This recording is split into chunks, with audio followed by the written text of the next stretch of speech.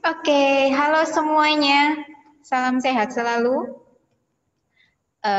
Selamat datang di semester genap tahun ajaran 2020-2021 dan ternyata teman-teman, saya berharapnya sih saya hanya ketemu kalian itu di kepribadian di abnormal 2. Tetapi ternyata Tuhan berkehendak lain, saya harus bertemu dengan teman-teman di psikometri juga. Jadi di mata kuliah psikometri ini saya bersama Pak David akan belajar bersama teman-teman semua selama 14 pertemuan ke depan.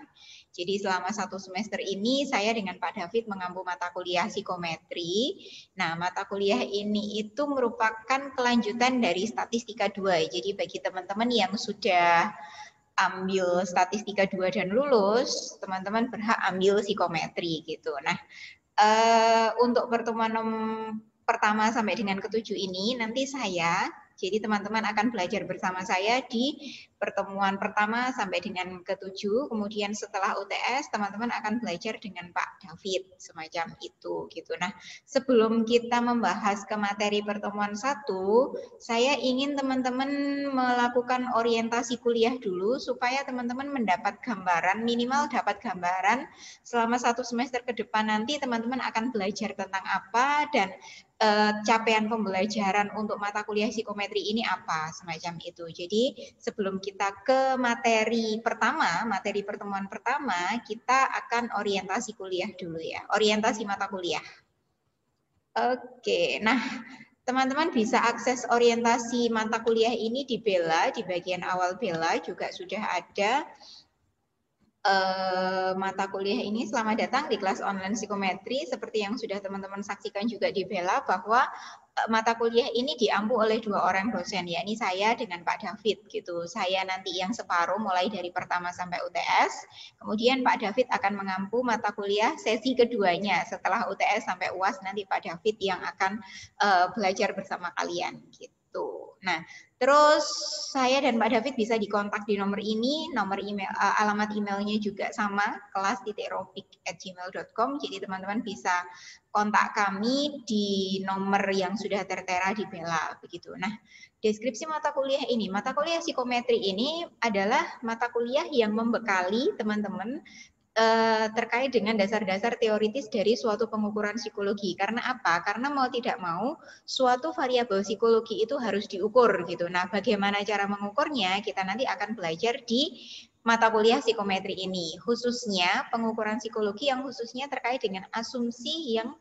digunakan untuk menyusun suatu alat ukur. Karena apa? Karena psikometri ini merupakan dasar dari merupakan awal atau dasar dari teman-teman supaya bisa ngambil konstruksi alat ukur atau konstruksi tes atau penyusunan skala psikologi semacam itu. Jadi ini adalah mata kuliah setelah teman-teman tahu variabel, setelah teman-teman bisa melakukan pengukuran statistik, ini adalah dasar supaya teman-teman bisa bikin alat tes psikologi atau skala psikologi begitu.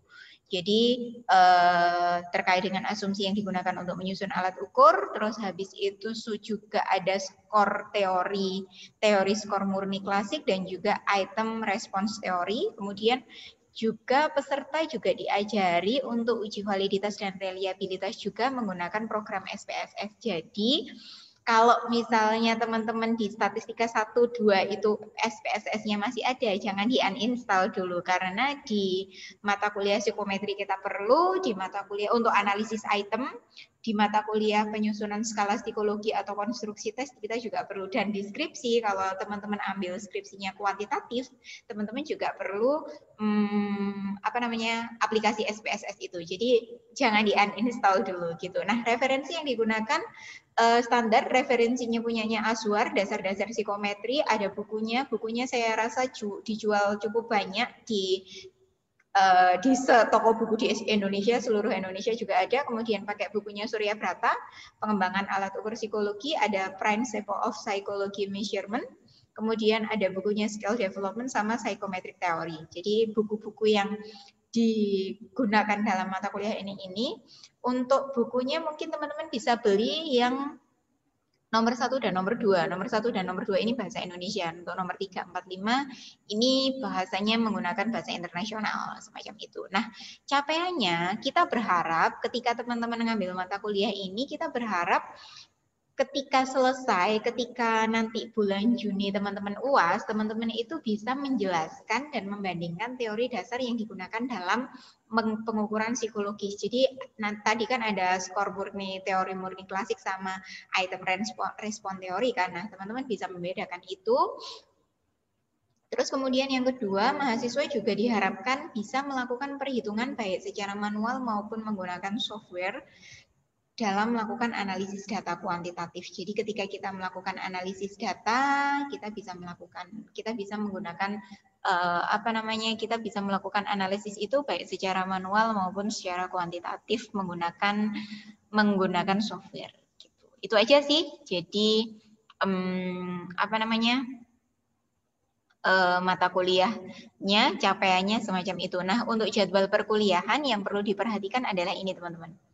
Jadi untuk mata kuliah psikometri ini pertemuan pertama sampai dengan ke-7 itu nanti teman-teman akan belajar bersama saya. Teman-teman belajar tentang pengantar psikometri, pengukuran, transformasi, teori tes, skor murni klasik, internal konsistensi sama validitas dan reliabilitas. Jadi nanti kita belajar itu, kemudian inputnya bisa berupa handout dan juga video yang diupload di YouTube.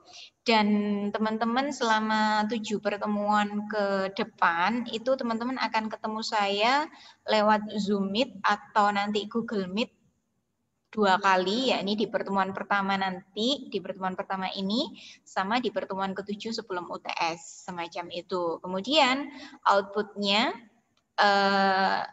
dalam setiap pertemuan ini nanti akan ada tugas untuk pertemuan 1 sampai 6 ini tugasnya kuis. Kuisnya ini merupakan evaluasi dari pertemuan yang teman-teman jalani gitu. Misalnya pertemuan 1 kuis post test, jadi kuisnya adalah evaluasi pembelajaran dari materi pertemuan pertama. Begitu juga dengan pertemuan kedua sampai dengan ke-6. Kemudian nanti akan ada kuis besar. Kuis besar ini adalah mencakup materi pertemuan 1 sampai dengan 7. Kemudian dikuiskan di pertemuan ke-7 setelah teman-teman membaca materi pertemuan 7, semacam itu. Begitu, itu nanti akan ada kuisnya, tugasnya standar sih, nggak ada tugas yang istimewa semacam itu ya. Jadi tugasnya standar semacam itu. Kemudian setelah UTS-nya nanti close book karena ini merupakan teori, jadi untuk pertemuan 1 sampai 7 ini adalah lebih murni ke teori, jadi UTS-nya itu close book. Kemudian setelah itu pertemuan ke-8 sampai 14 teman-teman akan belajar bersama Pak David gitu. Nah, Pak David akan mengajari teman-teman terkait dengan analisis faktor, teori respon dan juga pengukuran kemampuan serta pengukuran prestasi. Jadi macam-macam pengukuran. Pak David akan mengajari teman-teman itu gitu. Kemudian Pak David juga akan ketemu di Zoom itu 2 kali di pertemuan ke-9 sampai pertemuan ke-14. Mungkin Pak David nanti akan mereschedule jadwalnya, jadwal Zoom-nya atau jadwal forum diskusinya nanti langsung koordinasi saja dengan Pak David. Semacam itu, terus habis gitu tugasnya sama, tapi mungkin Pak David nanti ada secret assignment di UAS-nya. Saya tidak tahu nanti UAS-nya bagaimana, entah close book, entah tugas, atau entah take home, semacam itu. Gitu, itu untuk jadwalnya, dan semoga jadwal ini bisa kita lalui dengan baik. Semacam itu. Terus sistem penilaiannya. Sistem penilaiannya sama dengan mata kuliah yang kita ampu, yakni 50% ini tugas 1 sampai 7. Jadi kuis itu juga terkait kuis itu juga termasuk tugas, jadi nilainya sama 50%. Kemudian UTS di 50% yang akan menjadi diakumulasi menjadi STS, skor tengah semester. Kemudian untuk tugas 8 sampai 14 bobotnya juga 50%, UAS 50%, kemudian diakumulasi menjadi skor akhir semester. Kemudian dari skor tengah semester dan skor akhir semester diakumulasi totalnya itu menjadi NAS 100%, bobotnya sama 50%, 50%, itu menjadi NAS. Jadi 100%-nya NAS itu adalah 100% gitu. Nah, Penilaian acuannya kita menggunakan standar yang sama dengan Surabaya, berarti ada nilai A sampai dengan E, bervariasi. Nah, teman-teman ingin mendapat nilai apa, berarti ya silahkan dalam setiap tugasnya usahakan nilai itu yang teman-teman raih, gitu, supaya teman-teman mendapatkan nilai sesuai dengan apa yang dimaui oleh teman-teman. Gitu. Terus aturan lain yang perlu teman-teman perhatikan ketika mengikuti mata kuliah psikometri ini adalah ada 4, yakni presensi, pastikan untuk mengklik submit attendance. Jadi pastikan teman-teman mengklik submit attendance untuk menyatakan kehadiran teman-teman. Kemudian perhatikan jadwal Zoom karena tadi sudah ada 4 jadwal Zoom antara UTS dan UAS. Kemudian materinya bisa kita berikan lewat PPT, handout PPT, dan juga lewat video di YouTube gitu. Jadi teman-teman saya harap mempelajari itu, mendownload boleh, nggak di-download boleh, tapi yang penting adalah dipelajari kemudian dipahami materinya, semacam itu ya. Terus tugasnya, nah tugasnya ini tugasnya ini ya dikerjakan sesuai dengan instruksi dan dikerjakan tepat waktu. Itu saja sih yang perlu teman-teman perhatikan untuk orientasi mata kuliah psikometri ini. Nanti saya dengan Pak David akan tandem berdua untuk belajar bersama-sama dengan teman-teman semua. Nah, untuk mata kuliah psikometri, perangkat pembelajarannya bisa teman-teman akses di bagian sini. Jadi teman-teman bisa akses perangkat pembelajarannya, baik itu silabus, RPS, maupun kontrak kuliah di sini, dan bisa di-download, bisa dibaca, bisa dipelajari, dan harus dipahami. Gitu. Terus saya juga tidak bosan-bosan mengingatkan teman-teman untuk presensi. Jadi waktu presensinya ini 15 menit. Jadi kita mulai kuliah itu 10.40 kalau tidak salah, saya lupa. Kita mulai kuliah psikometri itu 13.35. Jadi kita mulai kuliah psikometri itu 13.35, berarti selesai presensi itu, coba kita lihat ya. Presensi itu 15 menit 13.35 sampai 13.50. Jadi presensinya hanya 15 menit. Jadi saya harap teman-teman untuk selalu submit attendance sebelum waktunya karena presensi ini memiliki bobot 10% untuk nilai. Semacam itu. Terus habis itu kita ke materi pertemuan pertama ya. Nah, materi pertemuan pertama di mata kuliah psikometri ini kita kenalan dulu sih. Kita kenalan dulu sama psikometri gitu. Kalau teman-teman kemarin sudah kenalan sama statistika dengan saya, teman-teman akan kenalan dengan saya lagi di mata kuliah psikometri gitu. Nah, topik of the day kita adalah pengantar psikometri. Ada handout dan ada video ajar, kemudian nanti kita juga akan ketemu di Zoom Meet.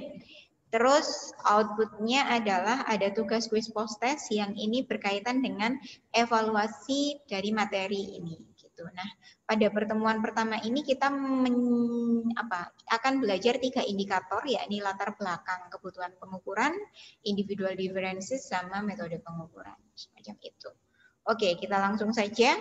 Nah, sebelum kita masuk ke psikometri dan apa itu psikometri, mari kita flashback dulu apa yang sudah teman-teman lalui sampai teman-teman duduk di semester 4 ini. Nah, teman-teman pada semester 1,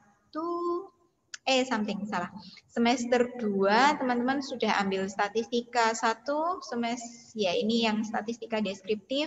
Kemudian semester 3 teman-teman juga sudah ambil statistika 2, yakni statistika inferensial. Teman-teman pada semester lalu juga sudah ambil metodologi penelitian, mulai dari pengantar metodologi penelitian, penelitian kuantitatif, kualitatif juga sudah diambil. Nah, ketika teman-teman sudah melalui dua tahapan ini, tahap selanjutnya untuk menuju skripsi itu adalah psikometri. Dan ini akan teman-teman lalui pada semester 4.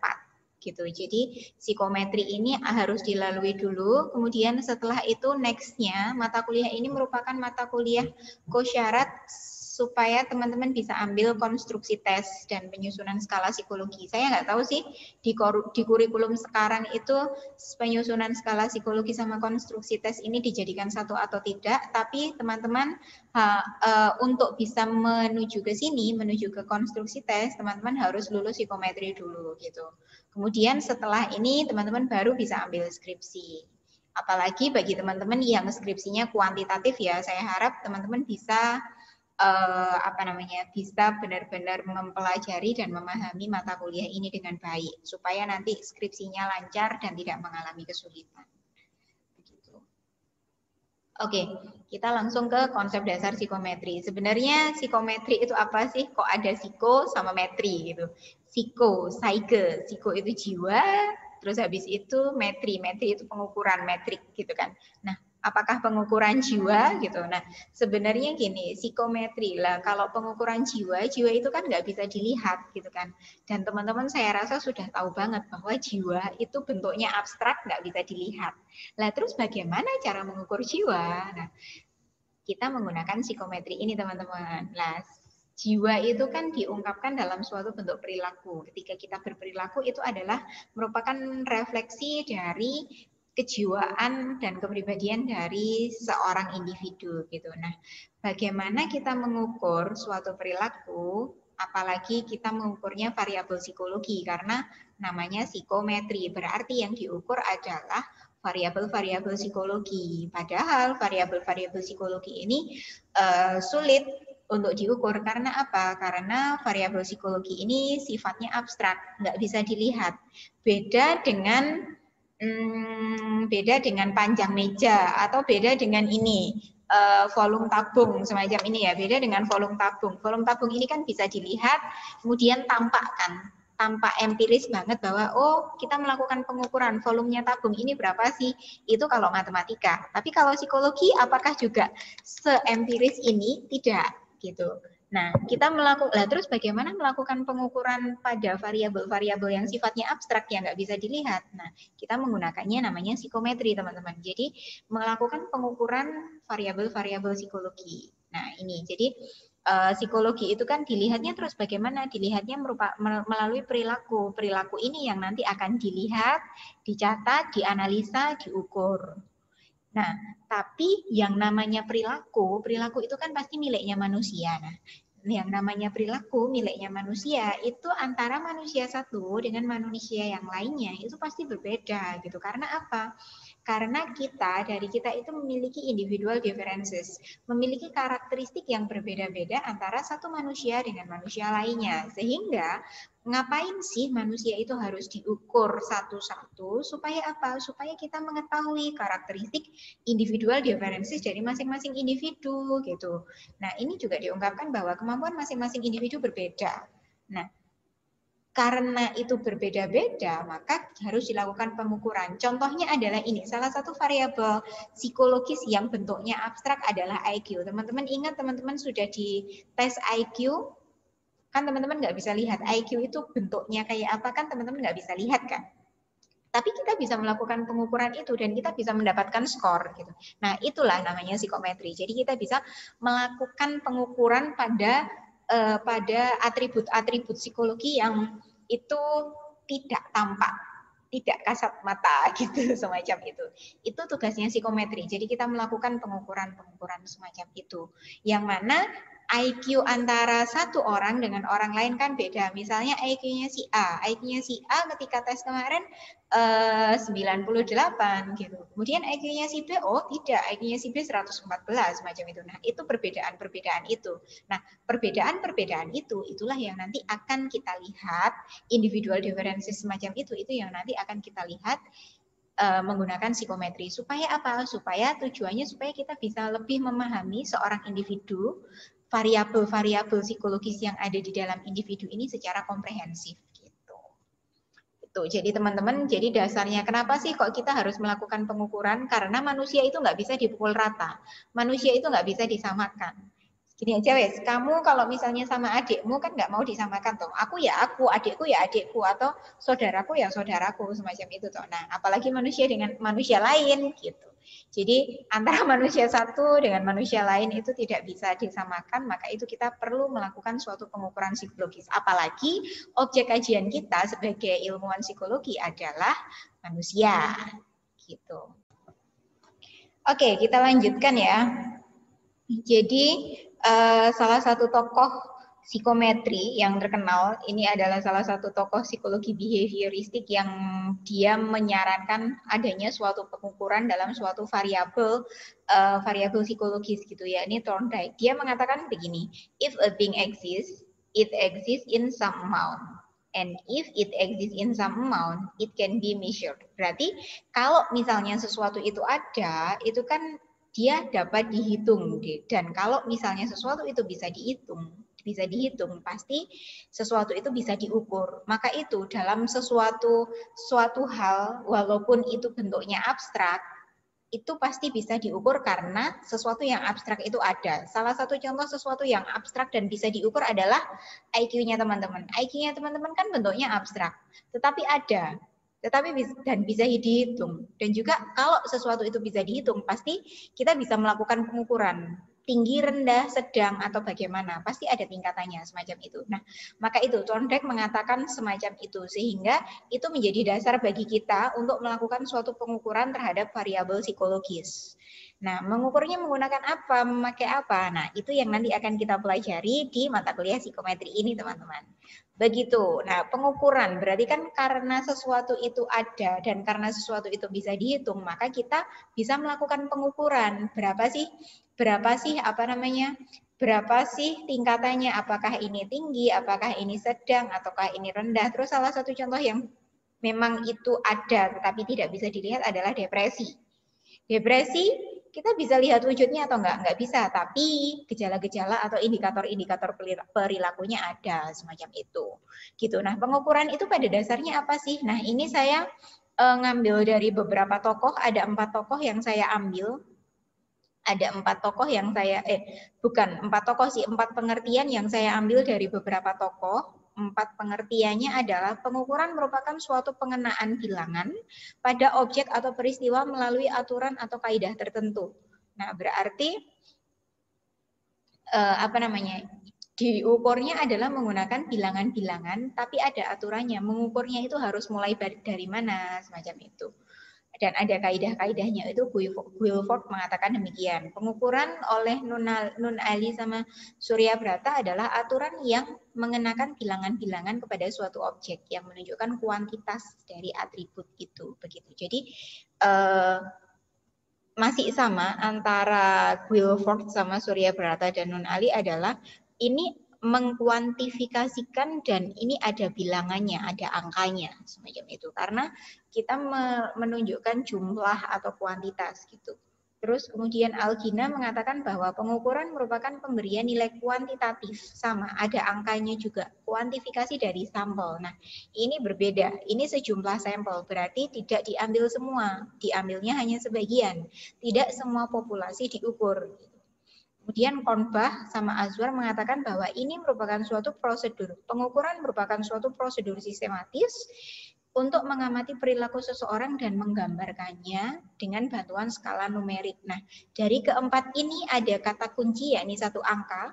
Kemudian kedua adalah bentuk kuantifikasi, ada aturannya, dan itu merupakan harus digambarkan semacam itu kan. Jadi kesimpulannya adalah pengukuran merupakan suatu proses pengumpulan data atau pengumpulan apapun yang itu karena kita bidang kajiannya adalah ilmu psikologi, berarti yang dikumpulkan adalah data dari atribut psikologi, baik itu individu maupun kelompok, yang itu wujudnya dalam bentuk angka-angka atau bilangan yang akurat menggunakan prosedur yang sistematis. Dan juga menggunakan alat ukur. Karena apa? Karena kalau misalnya kita hanya mengira-ngira, oh arek iki pinter gitu toh, ya itu bukan mengukur namanya, itu hanya mengira-ngira, mengestimasi, dan itu tidak diperkenankan dalam kaidah ilmu psikometri. Karena apa? Psikometri harus ada alatnya. Itu pengukuran. Nah, dengan melakukan pengukuran, kita akan bisa memberikan penilaian terhadap suatu atribut psikologi ini. Kita bisa menggolongkan apakah ini tergolong rendah, apakah ini tergolong tinggi, apakah ini tergolong sangat tinggi, semacam itu. Nah, itu namanya penilaian. Penilaian adalah menginterpretasikan hasil dari pengukuran ini, menginterpretasikan dari proses ini. Jadi penilaian, kita bisa melakukan penilaian. Nah, penilaian ini yang nanti akan disampaikan. Seperti ginilah contohnya adalah gini. Kita melakukan pengukuran seberapa besar pemahaman kalian dalam satu semester. Melalui apa proses pengukurannya? Melalui ujian akhir semester. Alatnya apa yang digunakan? Alatnya adalah soal-soal UAS.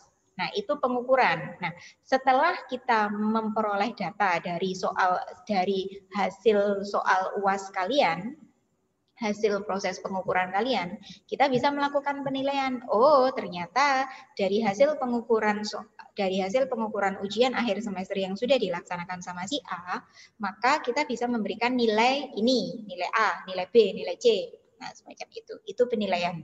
Jadi penilaian itu adalah hasil interpretasi dari proses pengukuran. Jadi kegiatan menginterpretasikan, melakukan penilaian.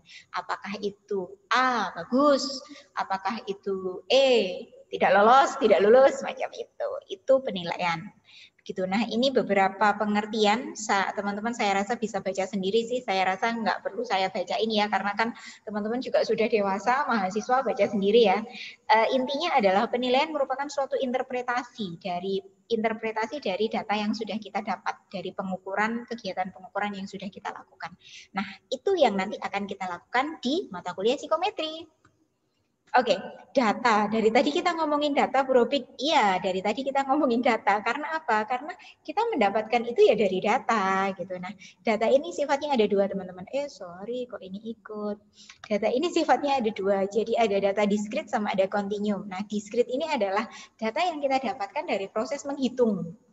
Nah, data yang kita dapatkan dari proses menghitung. Dalam psikologi ada, Bu? Ada.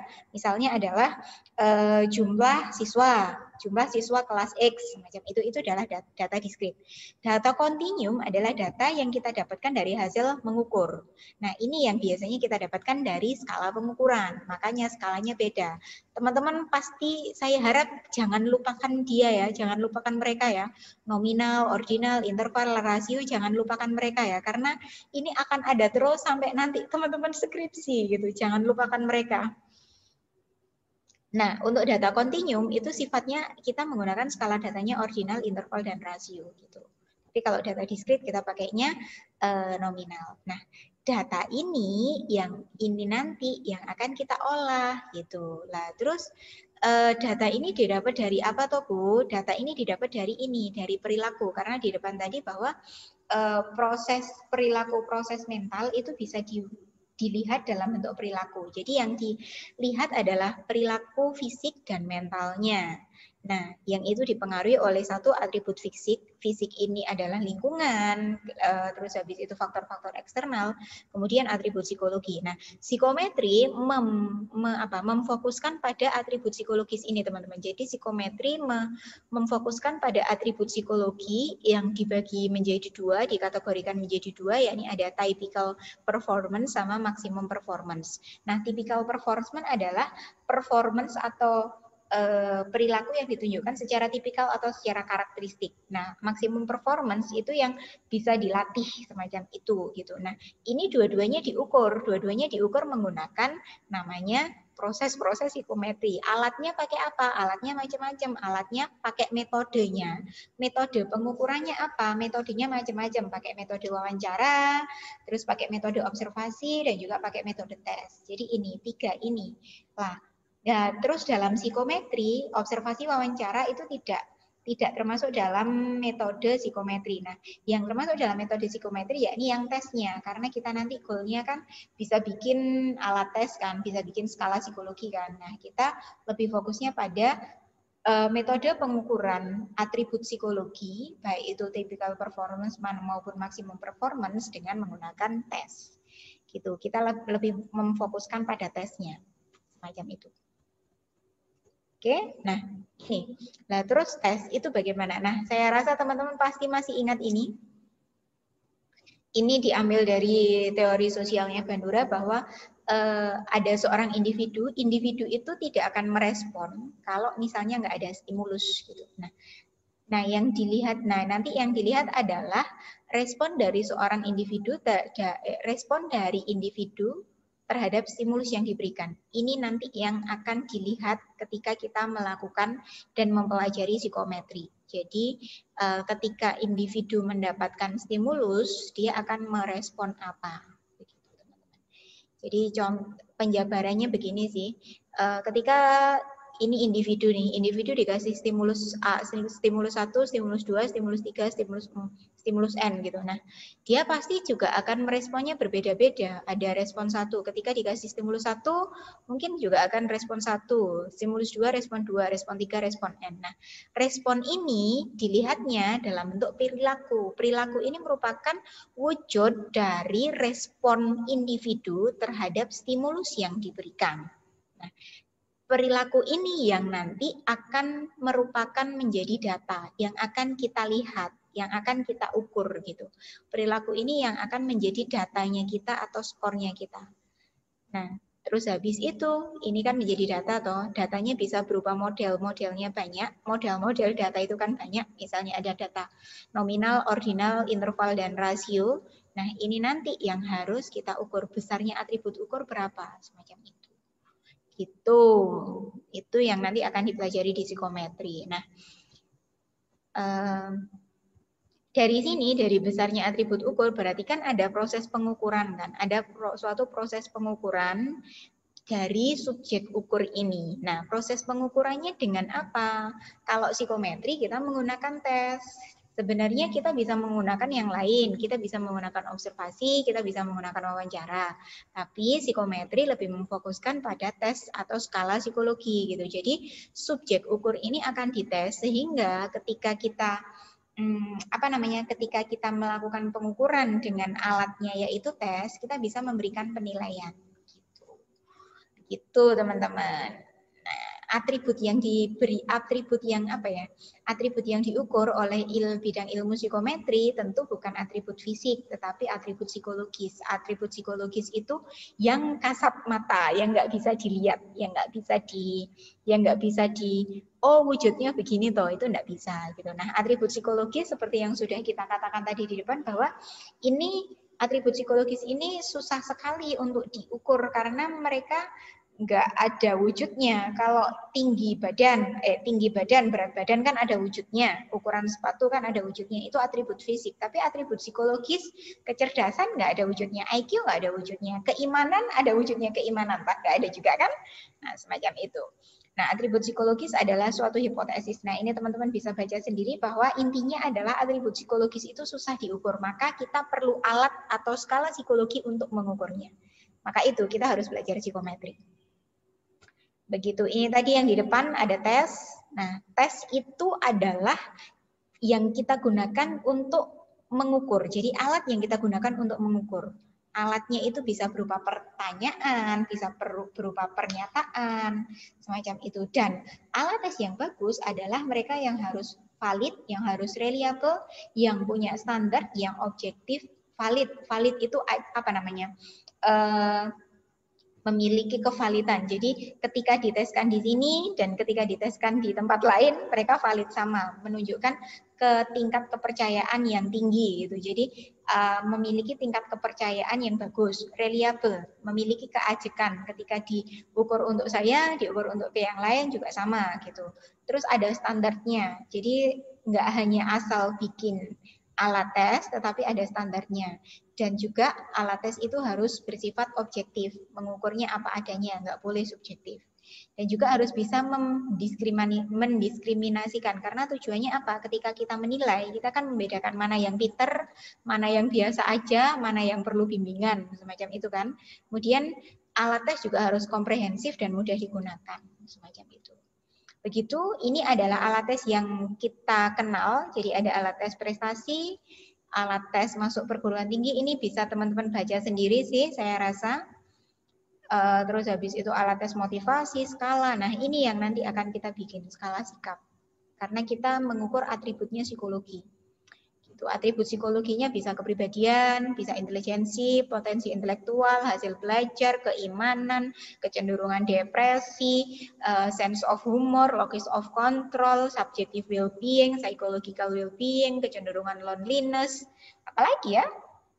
Macam-macam sih, banyak sekali kan alat tes atribut psikologi yang bisa kita ukur gitu, yang bisa kita tertarik untuk kita ukur gitu. Terus administrasinya ada semacam ini, kinerjanya begini. Semacam itu teman-teman. Jadi psikometri itu pada intinya adalah bagaimana kita mengukur suatu skala atau atribut psikologi gitu.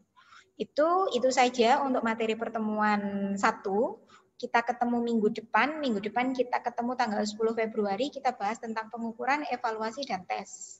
Nanti kita ketemu akan bahas masalah definisi dan hakikat, terus tes psikologi sama skala, terus habis itu tingkat hasil pengukuran. Semacam itu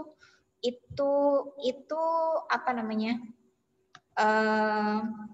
pemaparan materi dan juga orientasi kuliah untuk mata kuliah psikometri. Kalau misalnya teman-teman nanti ada yang ditanyakan, teman-teman bisa komen di kolom forum diskusi atau juga bisa tanya langsung ketika nanti kita ketemu di Zoom gitu. Terus kalau misalnya nggak sempat tanya, teman-teman bisa tanya saya lewat grup atau lewat WA. Gitu. Terus apalagi ya? Saya rasa sudah sih. Jangan lupa untuk mengerjakan kuis post testnya. Tetap jaga kesehatan, tetap jaga protokol kesehatan. Jangan lupa belajar dan juga berdoa. Sampai ketemu minggu depan. Selamat sampai jumpa. Dadah.